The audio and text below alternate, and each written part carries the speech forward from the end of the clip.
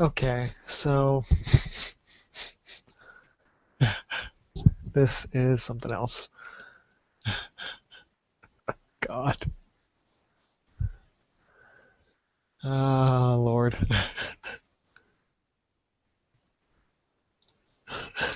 I don't even. Oh, man. This is funny. Alright, just give me a second. I'm making sure everything's back and forth.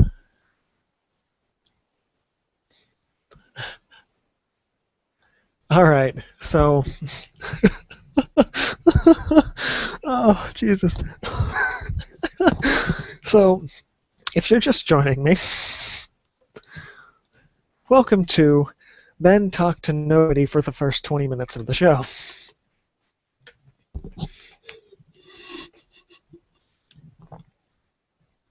I'm so sorry.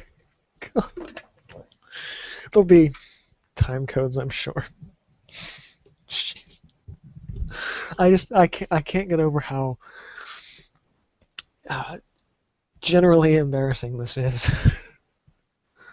for myself, for the channel, for everybody. So, if you are just joining, I have to completely restart the show all over again.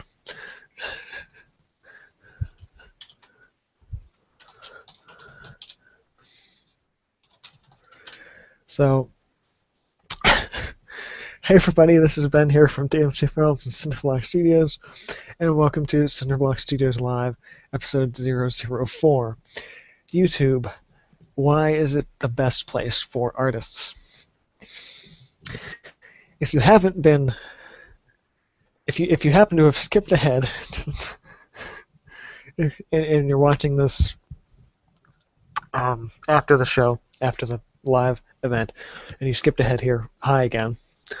You haven't heard me for the past 20 minutes, but there's a whole section of me drawing and telling you what I've been drawing this whole time.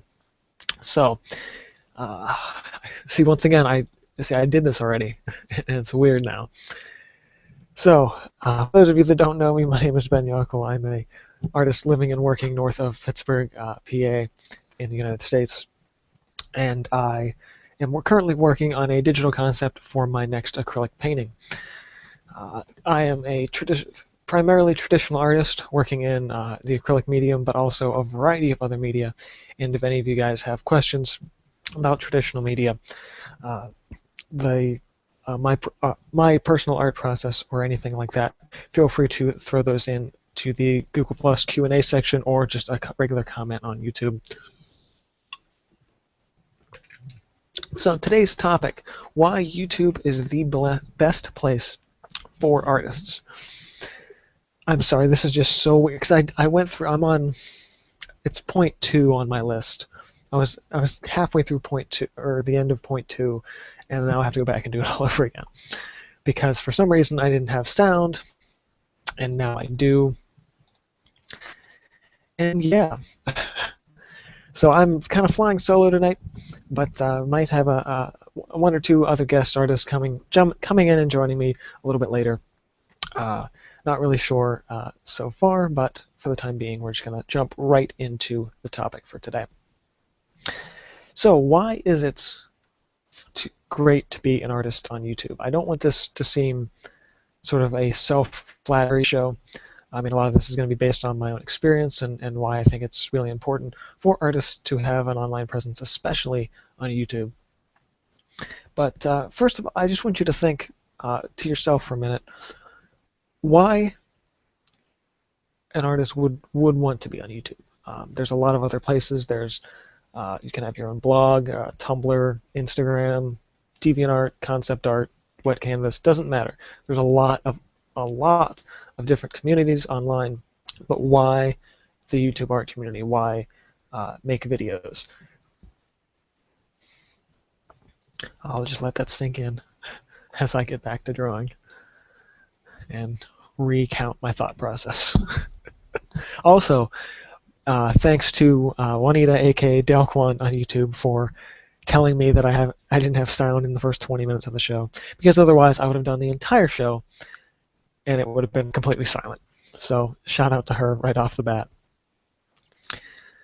So my first point for the day is of why this idea of being online, specifically on YouTube, is such a great idea, is that it gives you, whether you like it or not, a global audience.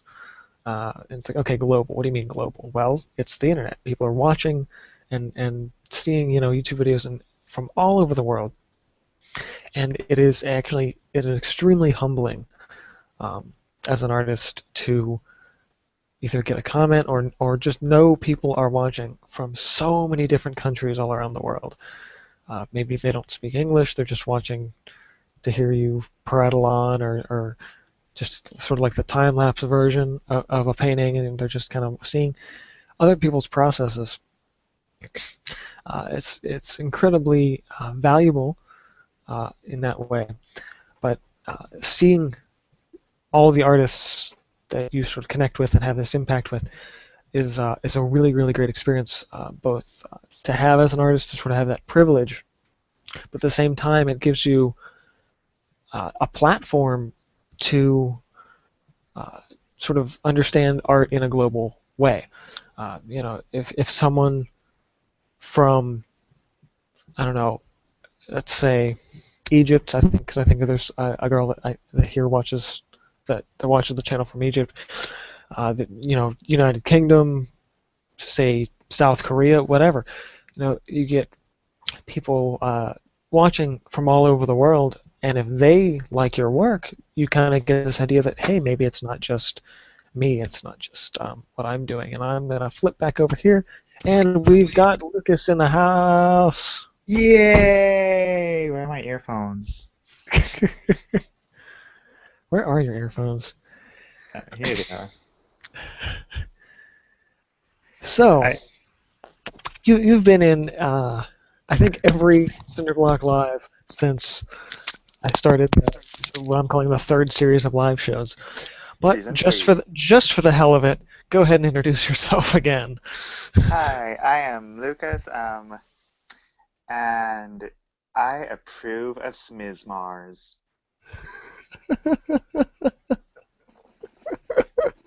I have no idea what that is. Futurama.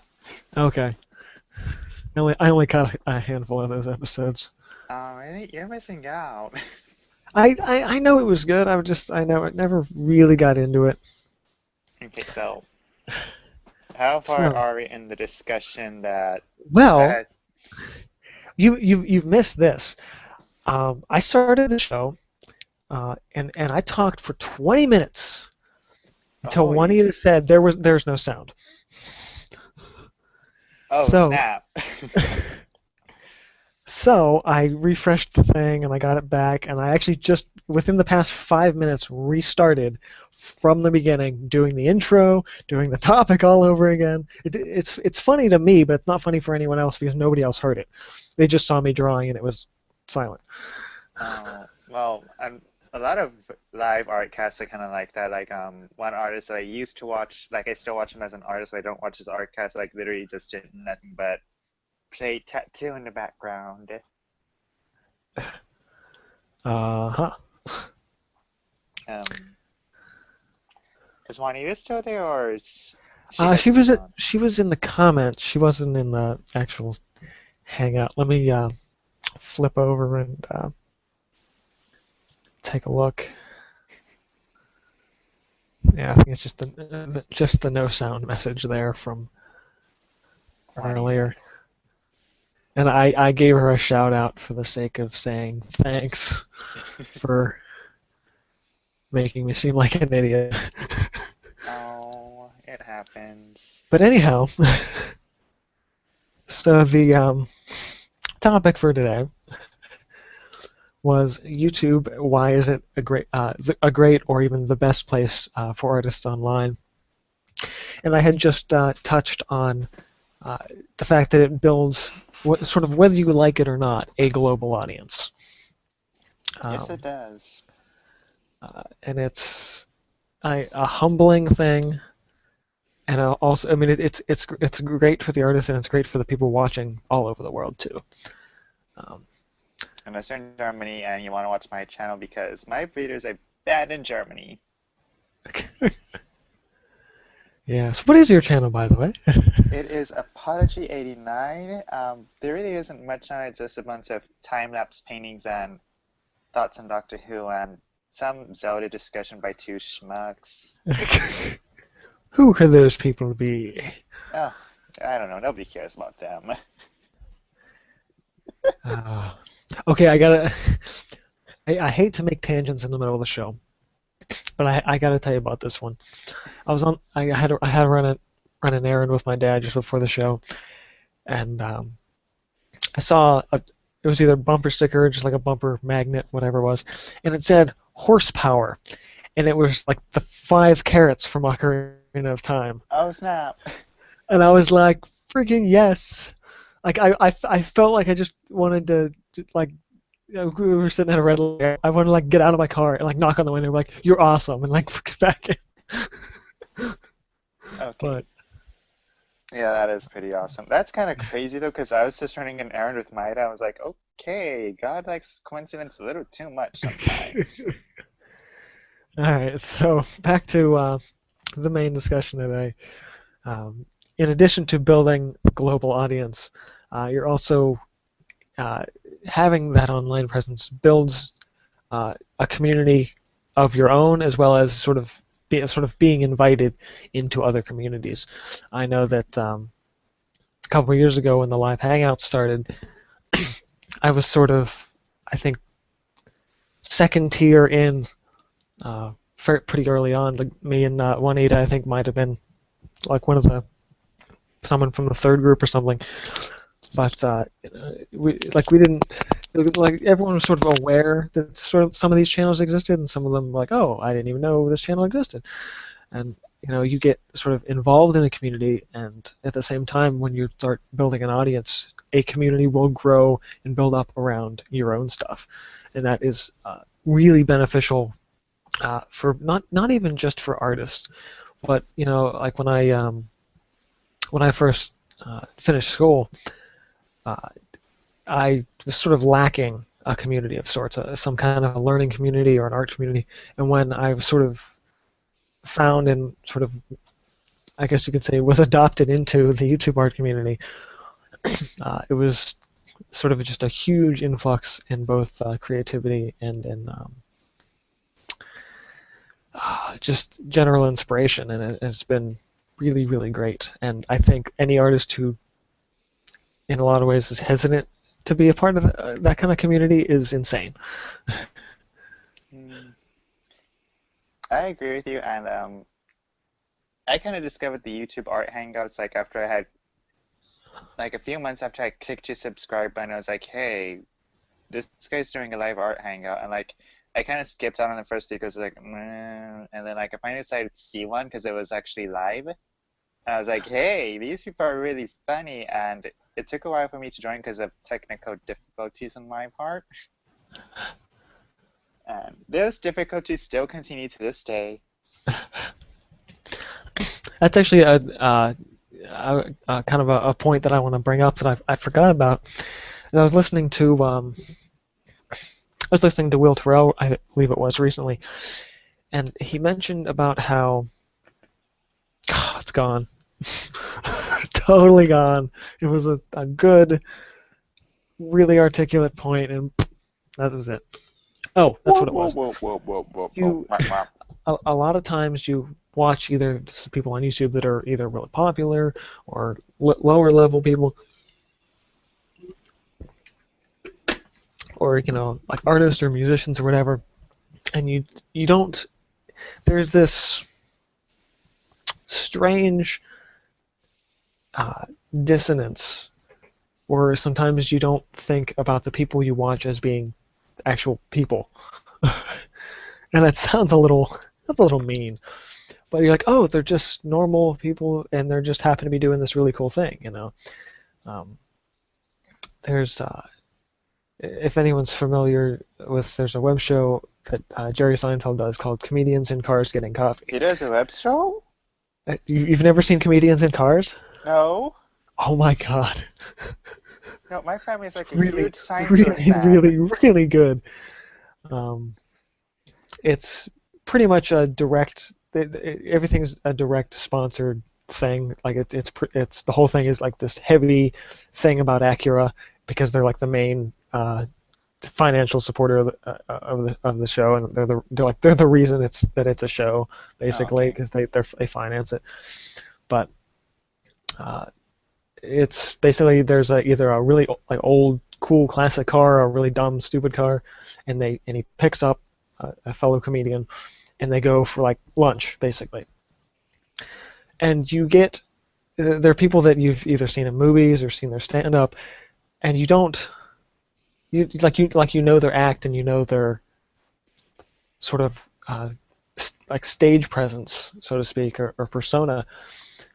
But when you start hearing them just talk about normal stuff, like, yeah, these are my kids and this, and I'm doing that. And, yeah, I remember when I was a kid and my mom would slap the hell out of me, whatever it was, and it's just you forget for a minute that that person's famous. They're just people talking, and a lot of times people kind of are afraid to approach artists.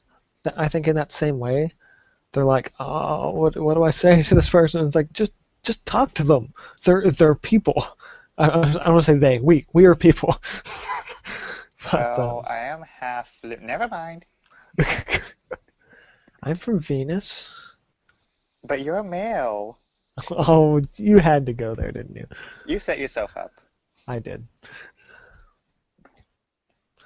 Fine, I'll pick Pluto since it's not even a planet anymore. Oh, it might become a planet again, by the way. Oh, please. No, really, it might become a planet again. I wish they'd make up their mind. Anyhow, so on with the topic again. As much as artistic tangents are fun, Mm-hmm. kind of need to have a little focus. So, why else should YouTubers be have a presence online, especially on YouTube? One, or rather two, not one, two. It builds a creative subconscious. So, what does that mean? I don't In know. short, you will learn things even though you're not trying to learn things. One thing that I've learned is that I had a little bit of experience. So, some people go in, they've never used a camera before, they don't know what they're doing. Some people kind of find tutorials, figure out how to edit videos, or some people just wing it. And you will learn things like visual storytelling that you may not have otherwise thought about. A lot of my videos, pretty much any of my videos prior to like May or June 2012, I'm fairly embarrassed about, but a lot of them are more popular, and some of my flagship tutorials, so kind of leave them there. And but it's you learn things over time. It's a trial and error process. You find every now and then you find one of these channels that sort of rises up real quick, and becomes something pretty amazing. Proco TV was like that, and he started only I think it was maybe about a year or two ago, and he really kind of took off pretty fast. One, because he's really good, and two, because anatomy tutorials are things people really want to watch. They really want to look for, and his stuff is done really well. But mostly for everybody else, it's a slower process, and Mm-hmm. and you're gonna learn things along the way. And so, there's I'm trying to think how I said it earlier when the volume was off.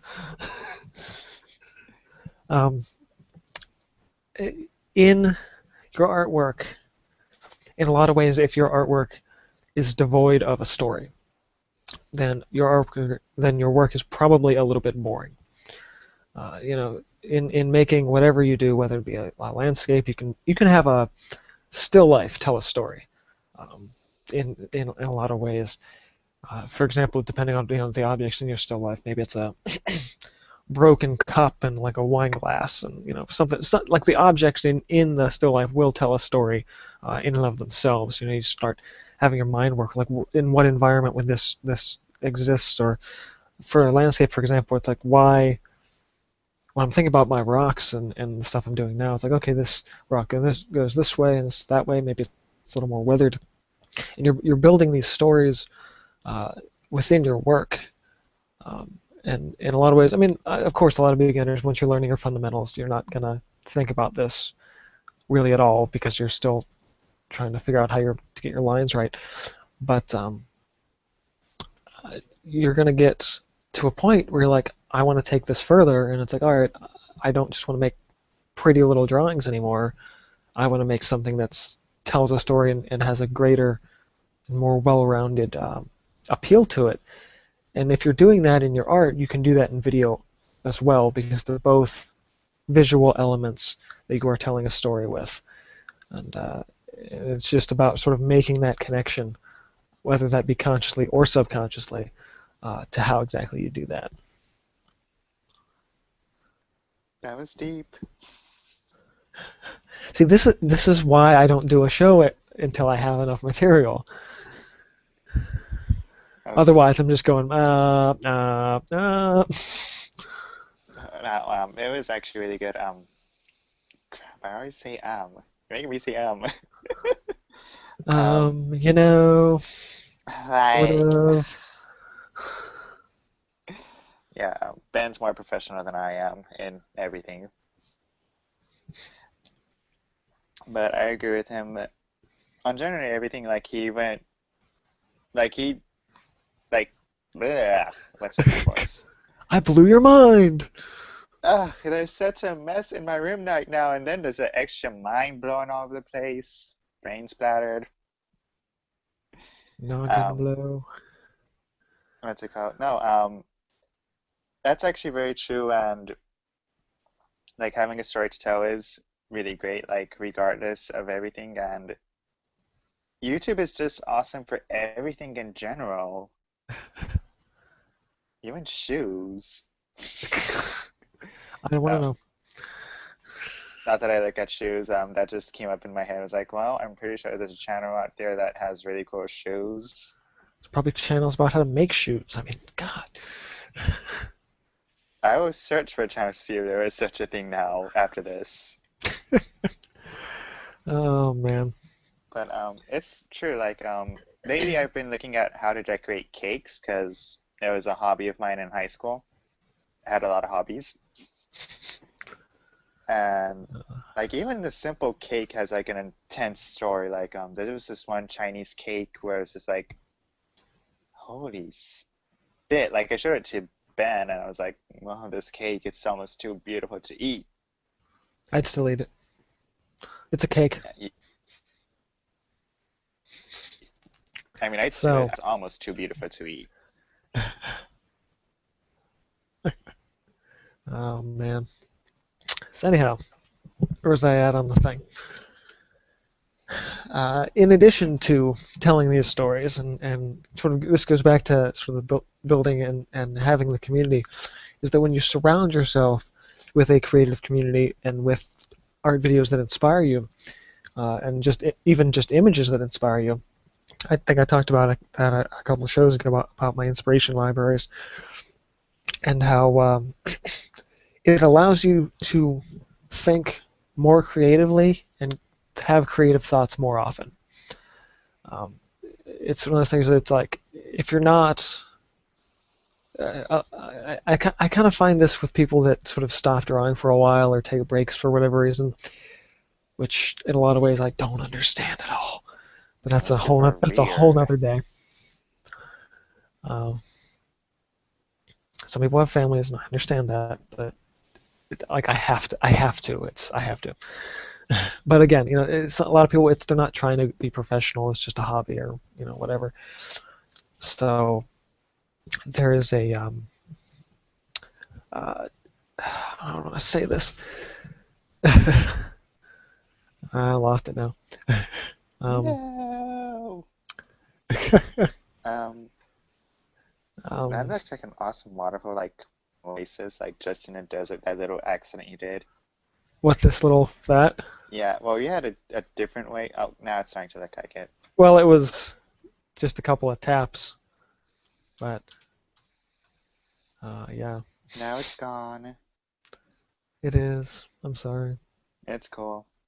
Um, because I just needed a chalk brush. That's all. Yeah. Okay. What was I So gonna say again? I was in the There was middle of something I was something. gonna say So concerning that.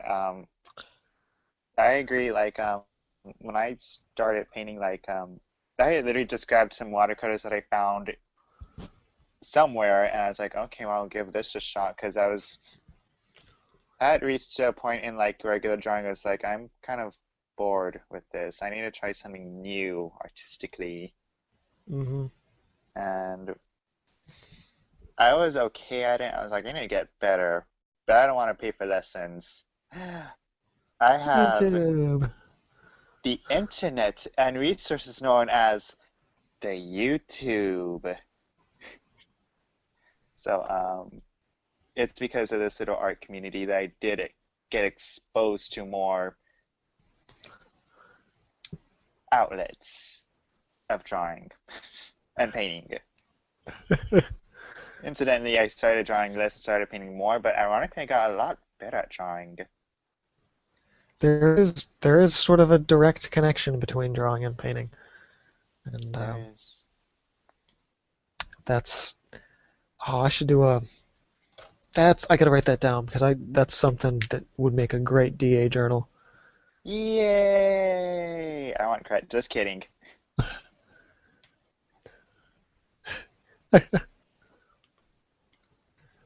Also, anyone watching who is either a returning watcher or a new one, there is a link to my DeviantArt page on the main channel, uh, or just the channel. It's and I've been trying to maybe once a month, once or twice a month, post sort of these more in-depth rants or articles on my DeviantArt journal, and a couple recent ones are there. You can go and check them out. And already there has been a little bit of an engagement from my my watchers over on DeviantArt, which is really cool to kind of hear people chiming in. It's like, oh yeah, I totally agree with that, or I don't know, really know, and it's kind of neat. Mhm.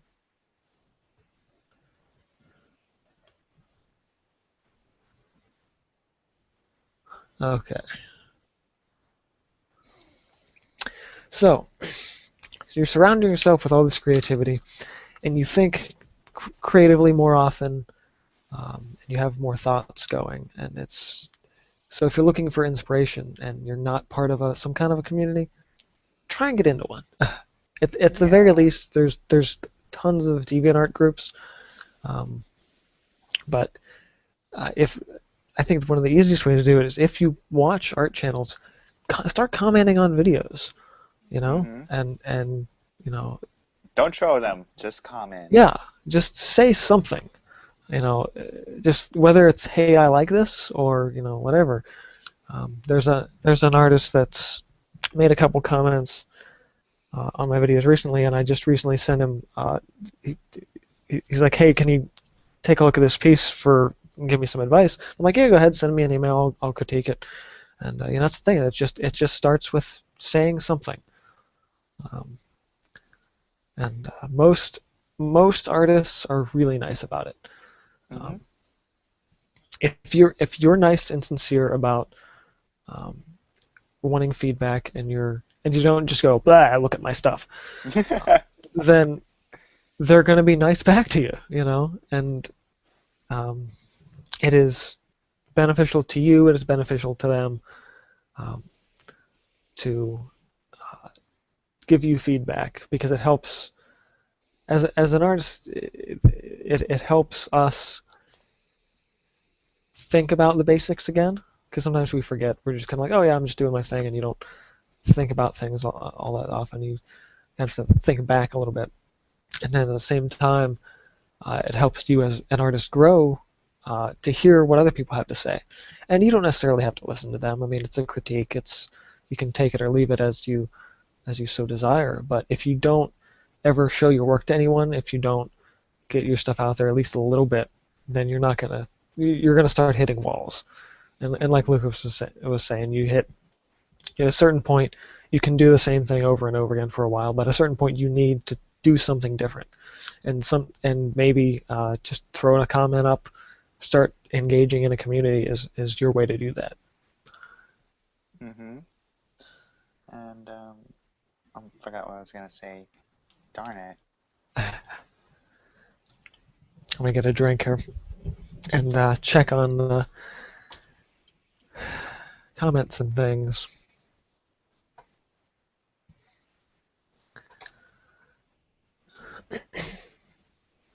Yep, still a little slow today.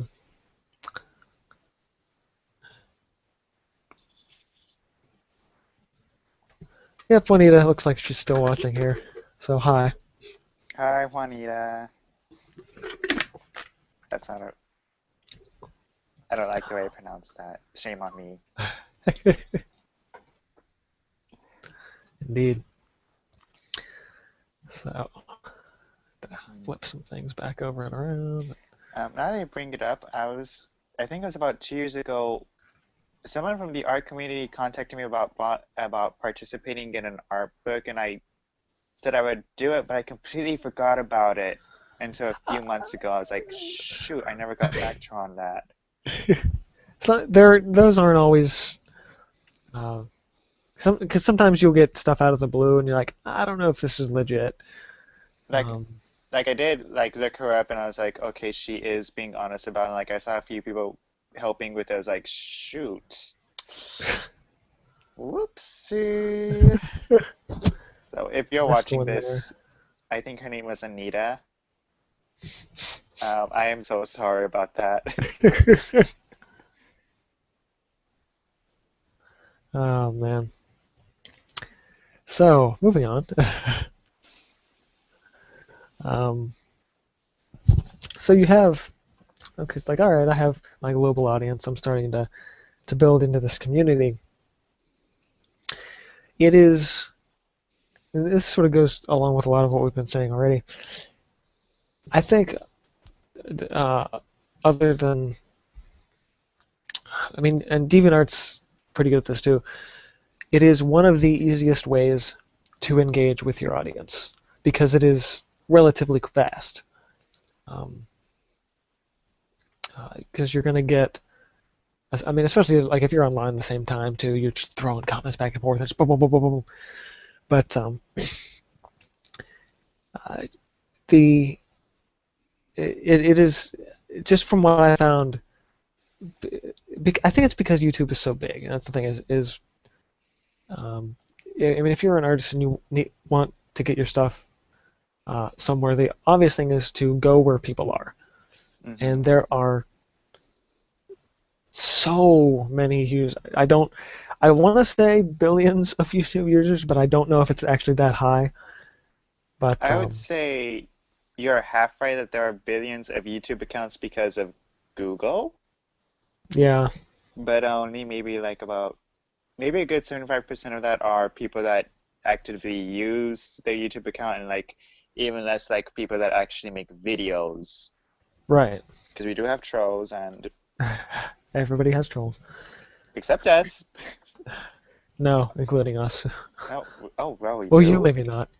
I'll get something every now and then. I don't have recurring people, Well, but I do have. There was like I don't know, maybe a 2-3 month period where I was getting a lot of like recurring dislikes on videos, and I'm like, this is probably one person, and they're not saying anything. They're just being a jackass. But but yeah, I mean, you're gonna run across it. But and one of the things about having that engagement is to have a structured upload schedule, to say whether it's going to be I'm going to upload something every Friday or I'm going to upload something just every week sometime during the week.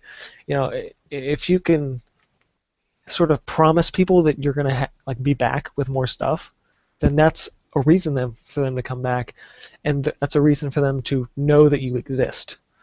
In a way, they're like, oh yeah, this person makes stuff.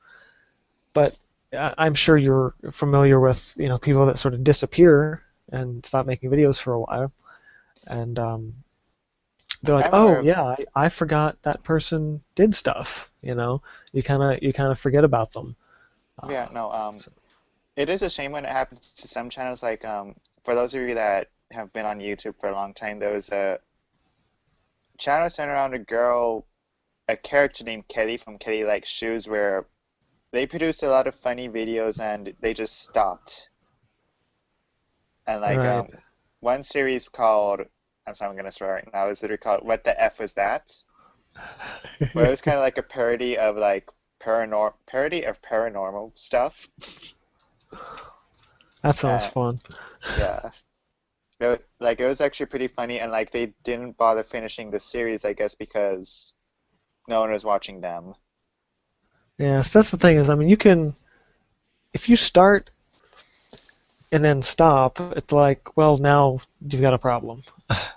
Yeah, and It's and I think I've touched on this before that um, part of have I think it was before Cinderblock Live, but it was one of the last sort of regular hangouts, and I was talking about what makes a good YouTube channel, and I think that's the title of the thing.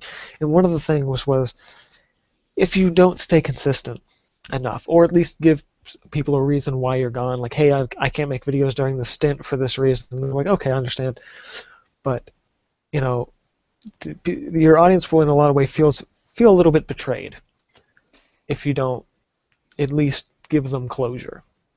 And it's true. And there are a few channels where there will be like a huge hiatus, and like when they finally return, like this one girl, I think her catchphrase was "Shut up, Kristen." Like she had planned to do like last year in 2013, she had planned to continue her maddening Mondays to Mondays, and then she stopped after the third one, and then she finally came back and said, "This is what happened. My MacBook crashed. I'm yeah, sorry." So sometimes they don't want to do it. Sometimes stuff happens. yeah, that's very true. And one time, there's this one YouTuber that I really like, and I really wish she was more consistent. I think it's Banana Jamana. And like she's just a really good artist, but like she just doesn't do stuff on a regular basis. Right. Yeah, and that's tough. I mean, some people, again, YouTube won't be their primary thing. It'll just sort of be this sort of sub, like there's everyone will have sort of a single uh, source. Like some artists will utilize Facebook as their main platform, or some people will utilize their blog or whatever it is. Uh, and sort of the idea behind tonight's show is YouTube in a lot of ways is a great primary platform for all these reasons we've been talking about. Hmm. And I I think sort of off of what you said there is that it's actually harder to make YouTube a secondary platform because the people that come to watch stuff usually are dedicated to your stuff Hmm. to at least to a degree that if you go away, they're going to be upset. Yeah. Or maybe it's that you haven't figured out, or you haven't figured out, like maybe you're not making something that if you go away, people are going to be upset. Maybe you haven't found your sort of your voice on the platform yet. But the worst thing you can do in either scenario is to just stop, because then Yeah. uh, you know to just give up and go, oh, this isn't working. Doesn't the only thing that does is it really makes you a failure if you do that. Like it's better to do it for a while and not get the and not grow. But most people, if they stick with it, they will grow. Hmm. Like like I am guilty of like not putting much up, but that's because my main time, I'm a student still, so like the majority of my time goes to classes and Right, but you're active in comments at least. yeah, and I'm just in class. I'm like that's not my primary life. My thing is school and saying that I'm studying when really I'm just sleeping.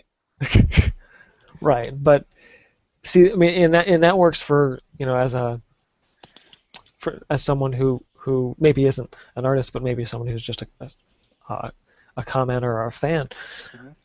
stopping in and saying hi, like, hey, remember me? I'm still around too. That's absolutely huge. Yeah. But and and having this core community is really the backbone of having of being a YouTube artist. Having whether something it's that you've built up from scratch or something that you've sort of piggybacked off of another channel or whatever.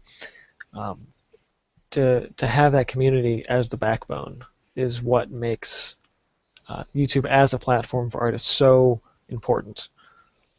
Hmm. Because then if they support you and you support them, and then it's like, oh, they'll support me on this down the road, or I help them out, they'll help me out, whatever. Um, Yeah. and in addition to that, there's a point where I think a lot of especially a lot of beginners will think at a certain point they're going to reach sort of the apex of, okay, now I know everything, No, you and don't. and now I'm an artist. And I see this on many of you know that I pretty much stalk the forums on DeviantArt, just particularly the general art forum. And one thing that I see that comes up all the time is beginners that are sort of want to get to a point where they feel happy with what they're doing, and it's like, no, one, you're never going to reach a point where you're happy, usually. Maybe satisfied but never happy. Right. It's like, I just want to be happy with my work. You're like, well, then don't be an artist. Sorry. um, but yeah, it's and when you're the thing is that when you have this community, you will always be learning something. Hmm. And something I heard recently that was really poignant was that uh, beginners will learn from professionals and from intermediate artists, but the professionals will often learn from the beginners, and that is something that it's kind of like when how like a parent learns some valuable lesson from their kid that said something really simple but ended up being really profound for them. I mean, it's one of those things where it's like maybe someone just has to ask you the right question, or if they ask something, it's like, oh, I actually have to think about that a second. Hold on. But you never stop learning. It doesn't matter if you've completely mastered the basics. It doesn't matter if you've been at it for 20, 30, 40 years. You will always keep learning stuff. Art, at least in my opinion, I mean, other people will probably disagree on this and have other uh, ideas, but to me, art is a constant pursuit of visual knowledge. And if you're not always looking towards the next project or towards the next, whatever you happen to be working on, the next sketch, whatever it is, if you're not always trying to learn something new, then your work will become stale and you will become frustrated. And that, I think, is what gets a lot of people down.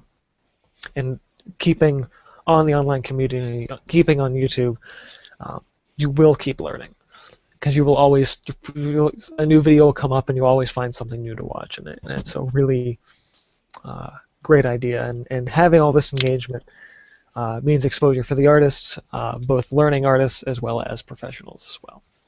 And YouTube is also great because like I still use YouTube for learning about art. So it's like, what's a really good example? Like, it's a good example. Losing my thoughts here. What is a good example? Tell us what is a good example. But like a good example is like I'm always looking through YouTube channel and new stuff, and like lately it's been cupcakes. But like a few months ago, I was like, I want to get better at watercolors. So YouTube watercolor paintings and um, one video I saw, I think it was painting koi fish. I was I think just like, I might have seen that. It's really good. Koi it fish are is great. koi fish are awesome. When people draw koi fish, even if the drawing is terrible, it's probably awesome. Yeah, I was just like, damn, this is good. I want to do this. And another great thing about YouTube, it saves you money. It does.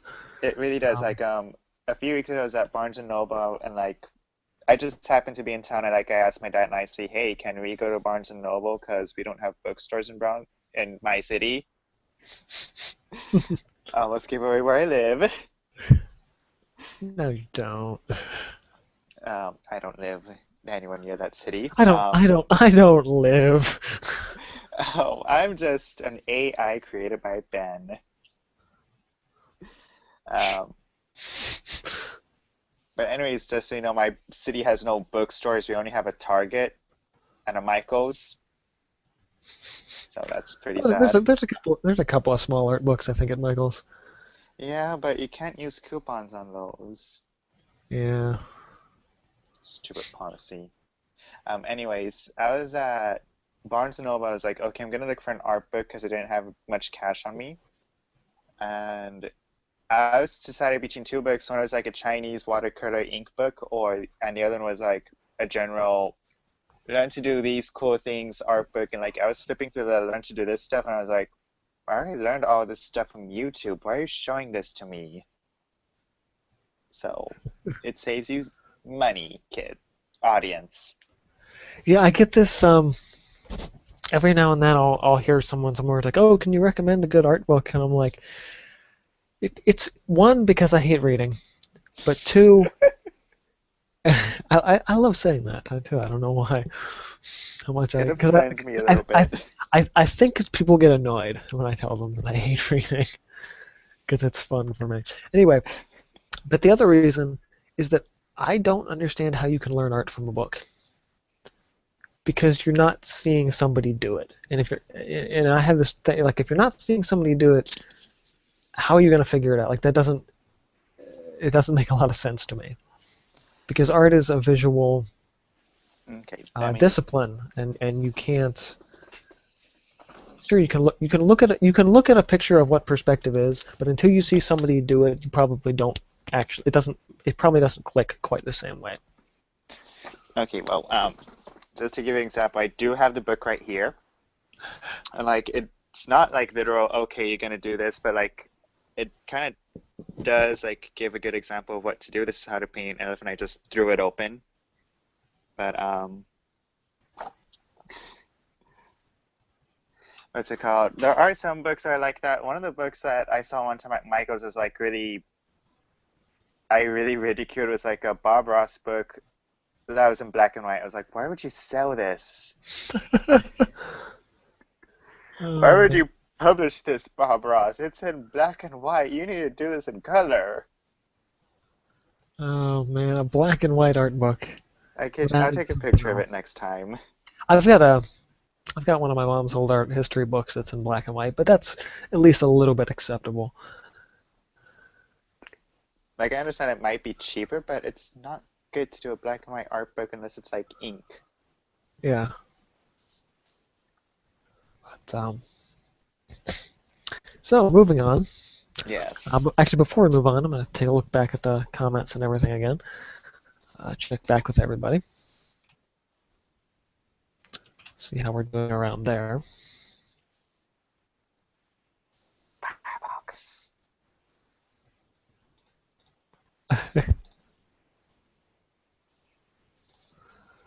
I think we're all still sitting. Okay. So, moving on.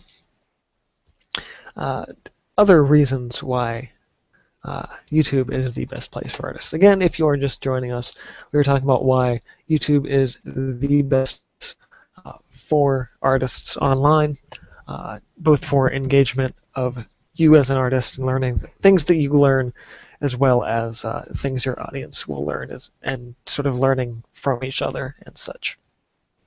So this one is really, really important. If you take nothing else away from this live show today, and I'm not saying you Lucas, you, but you as in everybody watching. The I don't know why. audience. I don't know why I feel I had to clarify that, but I got it, but hey, just yeah, I just right. But this is yeah. If you take nothing else away, this point is really important. It builds a social and creative confidence. So what does that mean? uh, you well, one thing that the first thing that came to mind when I was working on the outline is that in doing the live shows, I've learned to talk and work at the same time, which some people really struggle with. They can't figure it out. Like I can't talk because uh, artists when they're working, when they're drawing, it's creative problem solving, and some people just can't think and talk at the same time. For me, I usually think faster than I talk, so it helps on my part. But again, there are ways around that. You can like narrate your videos and uh, add stuff in later.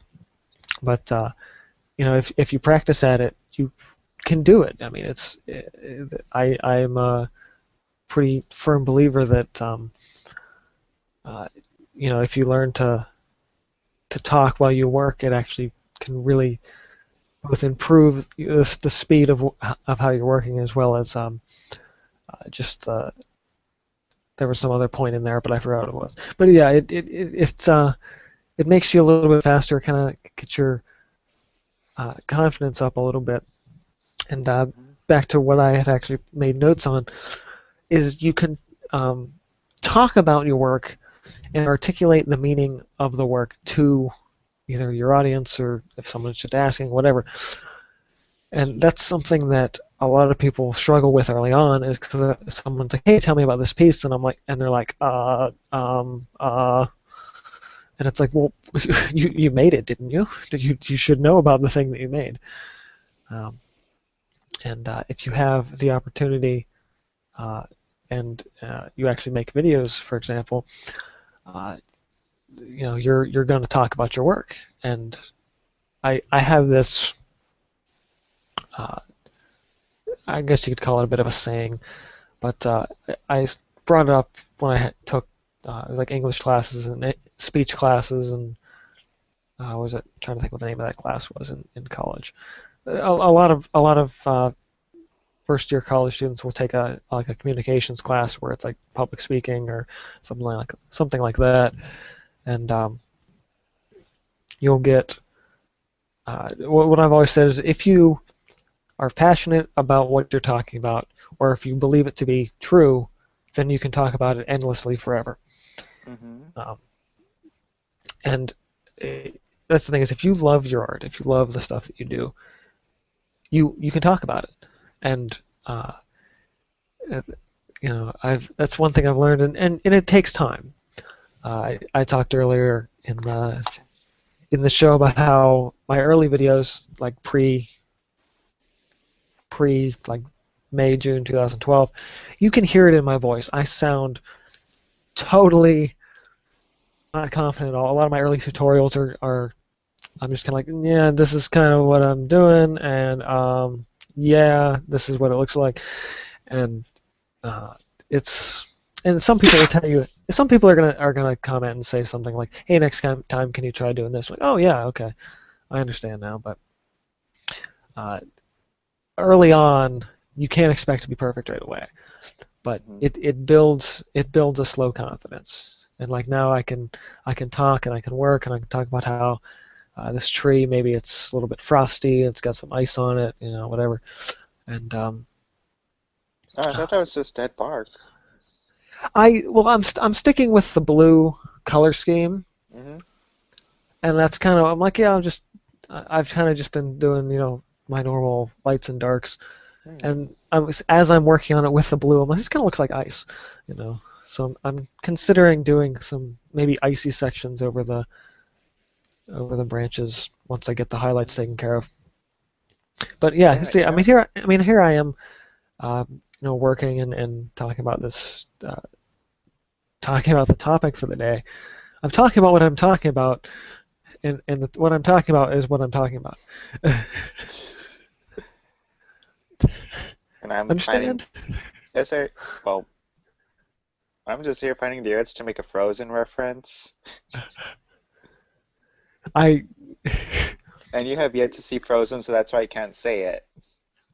no, you can. I'm not gonna see it, so don't. Oh, but it's so good.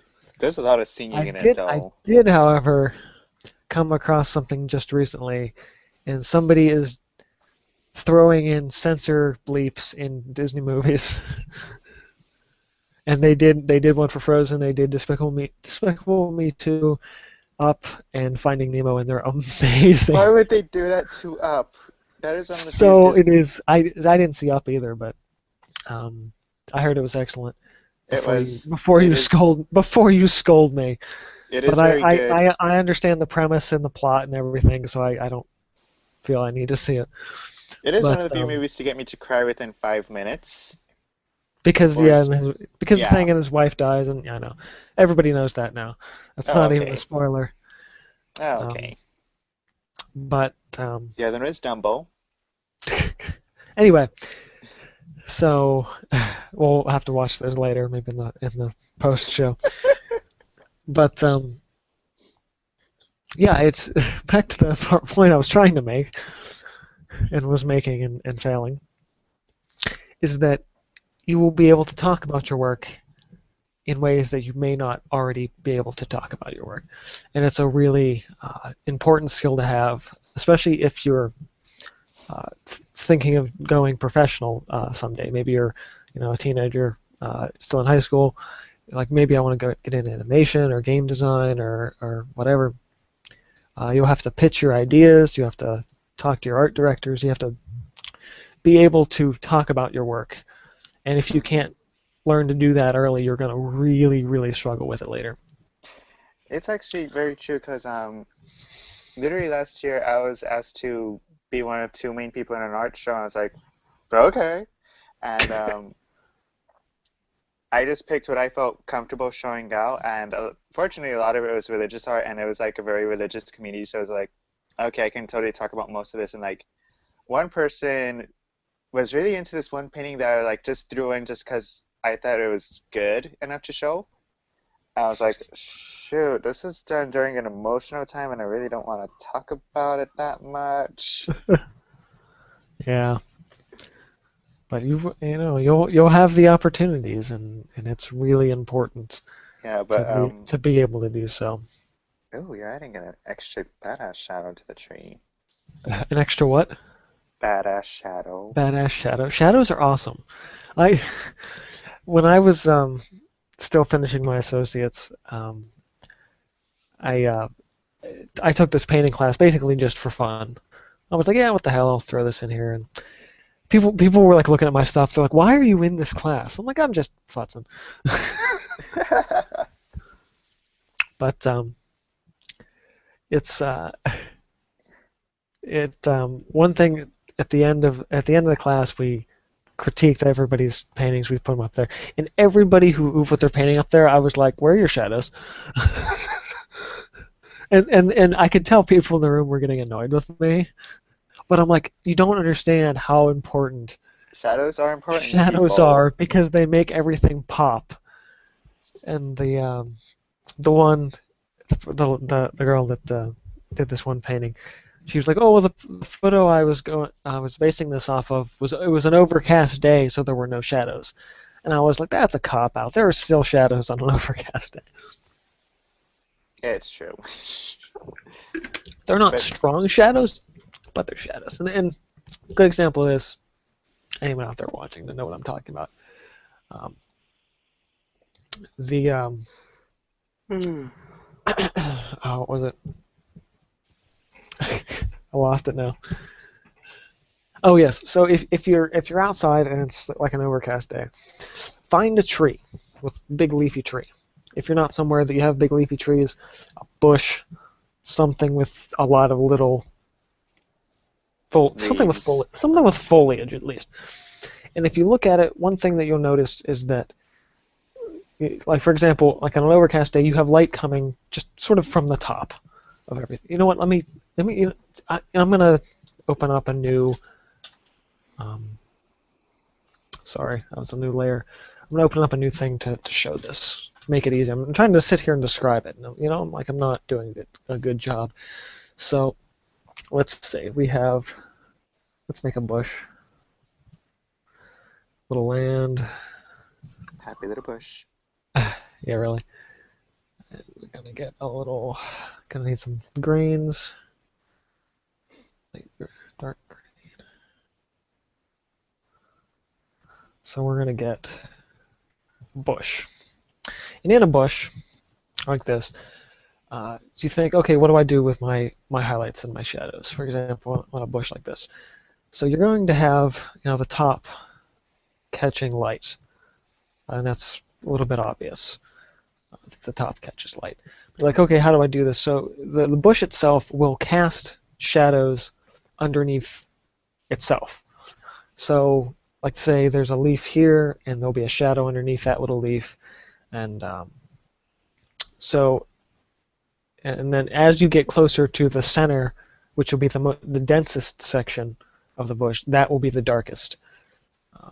So you have less lighting underneath as well as less lighting as you get to the center. And this is a really extremely crude version of what I'm trying to say here, but hopefully the point will come across at least a little. So, and then as you work your way in, you have all these little dark sections.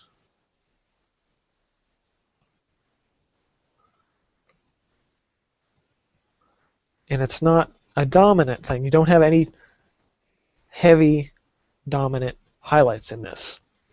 But you do have sort of the natural undertones of what it is. So there'll be a shadow underneath the bush. Because whatever, like, for example, you put your hand up. For example, you're sitting in a room, you put your hand up, and your hand will cast a shadow, just naturally on its own. And so everything that exists as an object will cast its own shadow.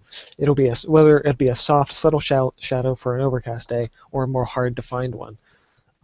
So, for example, like in this piece, we can just as easily say there's going to be light source coming in from this direction, and we're going to go ahead and throw in some very quick highlights, and all of a sudden make that bush dominant with highlights on one side versus on the other, like so. So very, very easily you can just switch it in and out, but something like on an overcast day where the shadows are minimal, you just want to keep it kind of toned and remember that things cast shadows in and underneath themselves. So back to this mess. It's a beautiful mess, though. So what was my point there? What was I trying to say? I have no idea. I just mentioned shadows because I thought they were cool. Yes, the shadow. I was doing the shadow with the tree and how important shadows are and everything. Right. Okay, so almost through today's topic. A couple more points I want to talk about today. Also, as an artist, in the fact that it's building your confidence. If people like your work, they're going to tell you that they like your work. Just because somebody doesn't make a comment doesn't mean they hate your work, or just because you're not getting likes or anything like that. If people are clicking the thumbnail to get to your video, they obviously like it enough to click on the thumbnail to get to your video. And that's the thing of having good thumbnails, and I think I talked about that in the What Makes a Good Channel show as well. But if nothing else, that little bit of encouragement, that's like, you could get nothing for a month, and all of a sudden you get one comment that says, "This really helped me out, this is great," that is huge. And that'll make you want to keep going. And in addition to that, and I have reiterated this probably dozens of times over again, but it's always important to talk about, is that negative comments on your work or on your channel or whatever you do as an artist is never a negative comment to you as a person. Just because they don't like your work doesn't mean they don't like you, and you should never consider it a personal attack. It may sound like a personal attack, but it isn't. For some reason they're angry, and you just got to let them be angry. And if you can come back and remind them that they're talking to a person. That's before we were talking about that. Sometimes you don't think about this as a person. You sort of remind them like, oh hey, so like I got one. I don't know, a couple weeks ago or something. It was this, and I just said, oh, sorry, this wasn't what you were looking for. And then either they'll respond back, oh, sorry, I didn't mean to, or they just won't say anything at all because you reminded them they're talking to a person. And remember not to take any negative comments personally.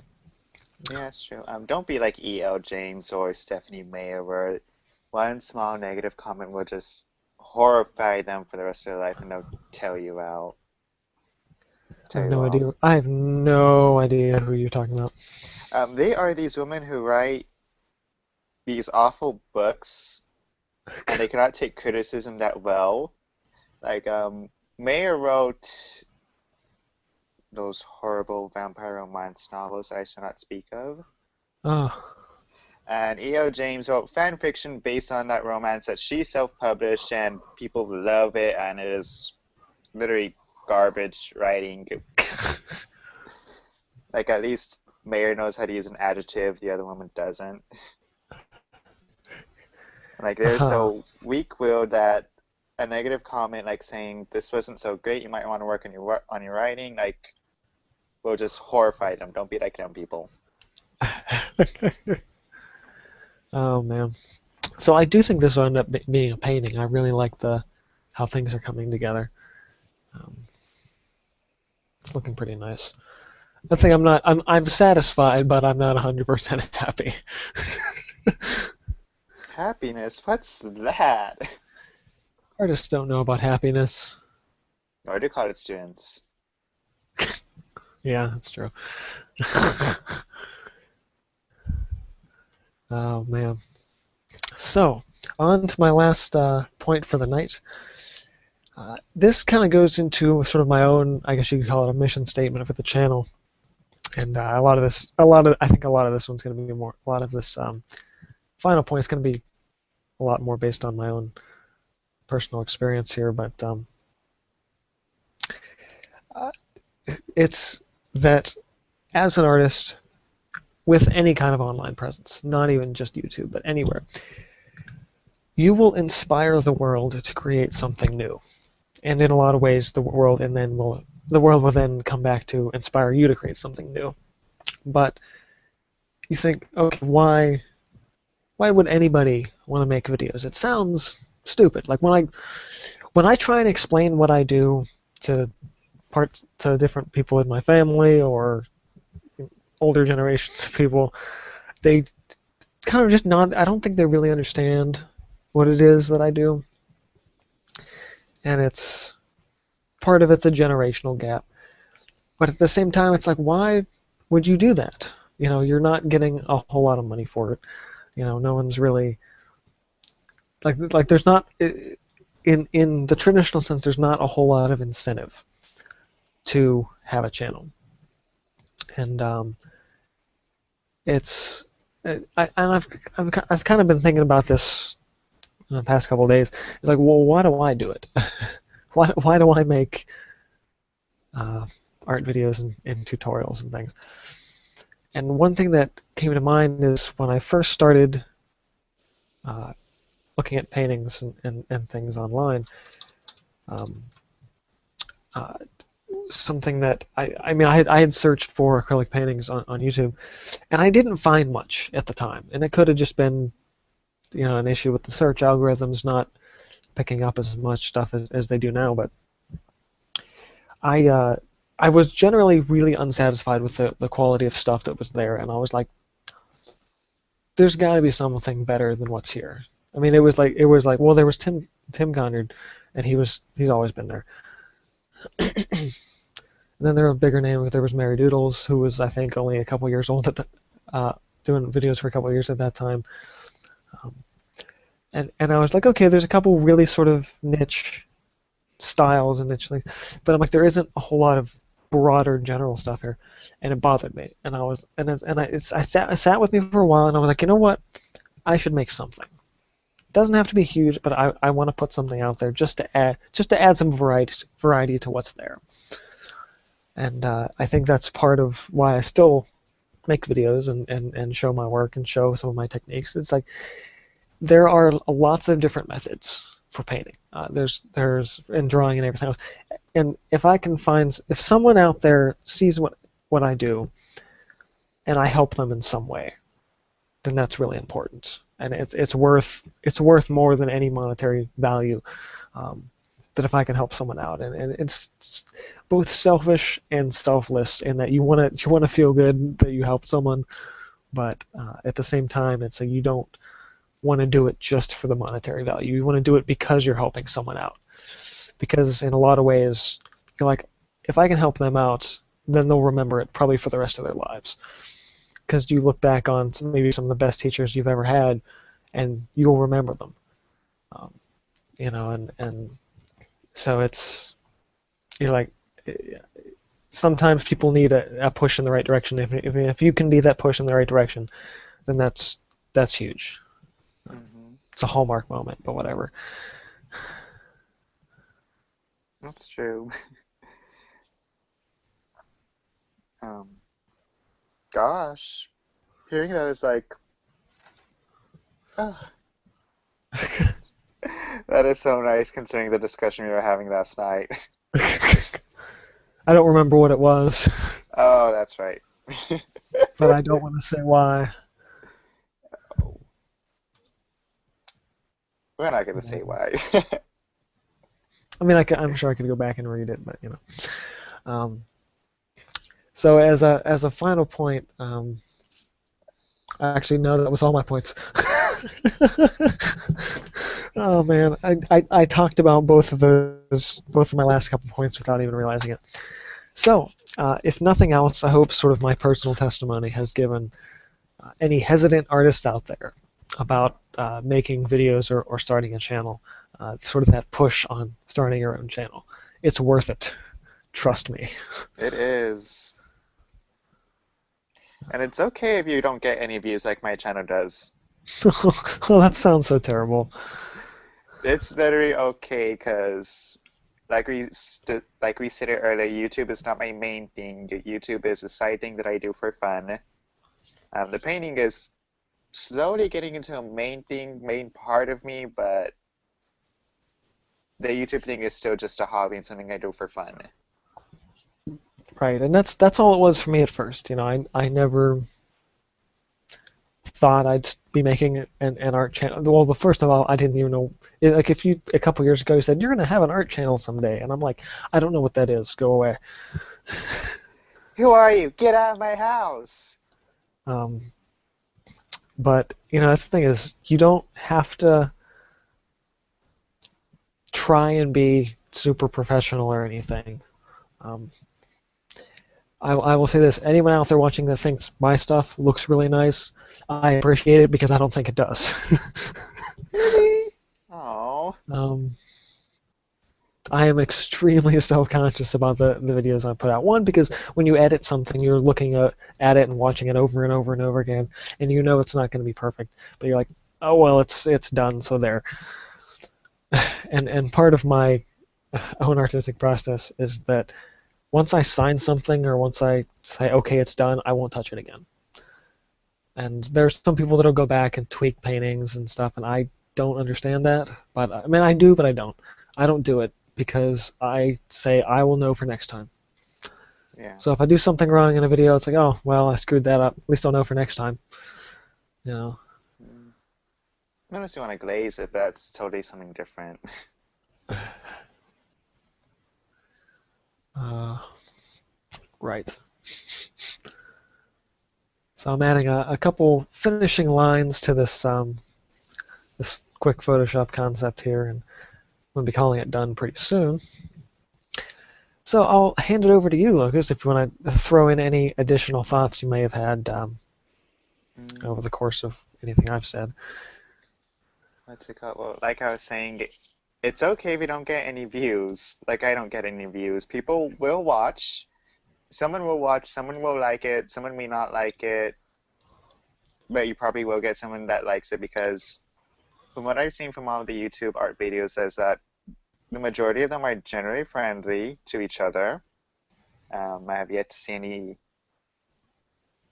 Hate. badass flame wars between one another. Which is kind of funny because I'd hate to say this, but flame wars do lead to more views. Just not in a good way, but they No, do they're lead to not. They're more. not. They're not really views you want. They're not views you want, but unfortunately that does lead to more stuff. More stuff. More stuff. Um, that is not good. What's that word called again? Not propaganda. Showmanship. It's not good showmanship either. I'll remember it later. It's just not good, but don't worry. Just if you want to make your own channel, make your own channel. If you're under 18, please, please, please, please, please do this with your parents' permission. I, I don't want to alienate anybody, but I think I've said this a couple times before. I actually find it really hard to watch um, channels for people that are under 18, or even I don't say under 18, under 16, I'll say, because it's in a lot of ways you still have some other stuff you need to learn before you try and attempt to make videos. And some people, I don't want to call anyone out because some people are very good at that age, but most people aren't. And And that doesn't mean don't try. It just means be cautious. yeah, like I say, be cautious for other reasons, like Yeah. potential job possibilities in the future, and for your own personal safety, because remember, this is the internet. You don't know who you're talking to sometimes. Yeah. Who is this Lucas person? Some horrible person kicks puppies, eats kittens. I don't kick puppies. I love dogs. I just got a dog a few weeks ago. I love my cat. She is 13 years old. Oh, Um, you kick puppies, I know. um, But anyhow, yeah, and you said something that I wanted to make another comment on, and I forgot. that's what I get for making a comment about puppies. No, it wasn't the puppies. It was like right. It was like I don't know, 10 seconds into it when you first started saying something, and I was like, oh, I need to say this, and then I started, and I forgot what I was saying because I was being nice and listening to you. Oh, I think because like I remember like a few weeks ago I showed you a video of like this 12-year-old girl who managed to do something good with rose art, which is sounds so weird to say to me, like, ugh. And you're like, oh my goodness, why is this poor 12-year-old girl putting herself on the internet? Yeah, that's what that was. Yeah, yeah, right. So yeah, I think that's about it. I Yeah. think we'll wrap up the live show. So yeah, so I'm gonna call this little concept finished up, and hopefully will be a painting process video in I'm gonna say 2 weeks. Um, I've got bloopers coming out this week for the first half of the year, in the art views videos anyway. Um,